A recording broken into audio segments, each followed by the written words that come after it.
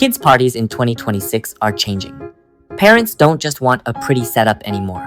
They want an experience kids can actually enjoy. Planning your 2026 party collection? Save this video for your product roadmap. The biggest shift for suppliers is simple.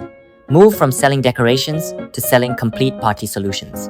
The strongest opportunities are: first, activity-first party kits games, challenge cards, and themed activities that keep kids engaged. Second, DIY craft experiences, bracelet kits, painting kits, clay kits, and creative take-home products. Third, immersive mini-worlds theme zones with backdrops, props, activity cards, and role-play accessories. The winning products are no longer just something kids look at. They are something kids can do, create, share, and remember. Another growing opportunity is collectible favors and add-ons. Instead of one-time party items, suppliers can create complete product systems. Hero activity kits, favor packs, refill packs, and matching accessories. This approach helps retailers increase basket size and gives customers a more complete party experience. Comment party. And we'll send our kids' party product checklist.